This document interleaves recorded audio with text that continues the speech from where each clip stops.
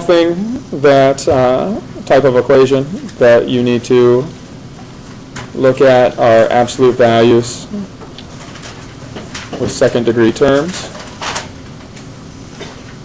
And I talked about this when we did the absolute value.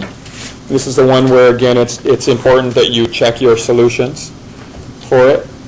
But in no way is this different than solving an absolute value equation. If I gave you a solution or an equation, so let's say I gave you the following, and I asked you to solve this equation. Step one in absolute value equation is isolate the absolute value expression. It's already isolated here. Step two then is to split this into two equations. Each equation is going to start with exactly what's inside the absolute value. And then on the right side, on one of them, you're going to include exactly what you have.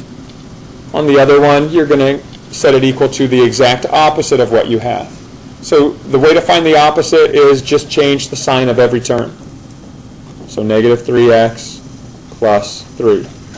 And so that's how you'll set these up. Once you set them up this way, you're going to solve each resulting equation.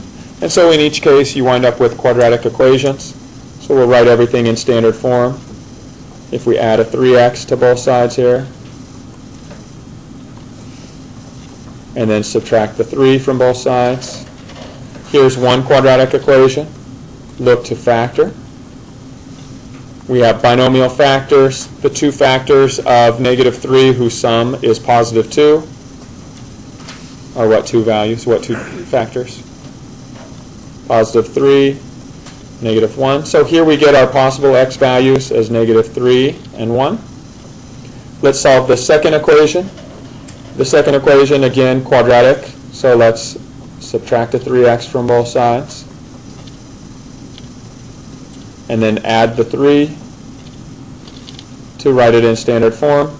Once again, we have binomial factors. First term's x. The two factors of positive 3, whose sum is negative 4, is a negative 3 and a negative 1. And so this allows you to set each of these factors equal to 0. And so you get 3 and 1 as your other possible solutions. Okay, the final step is to check your solution. So let's check negative 3. So we take negative 3 squared is 9 minus a negative 3. Is that equal to 3 times a negative 3 minus 3? Well, do we even need to go any further to know that that's not going to work?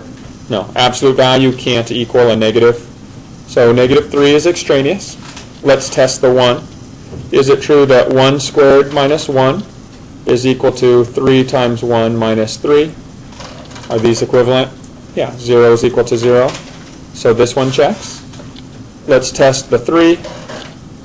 If we take 3 squared minus 3, is that equal to 3 times 3 minus 3? Yeah, we have absolute value of 6, which is 6. Is that equal to 9 minus 3? Yeah. So this checks. We've already checked the value 1. So our two solutions are 3 and 1.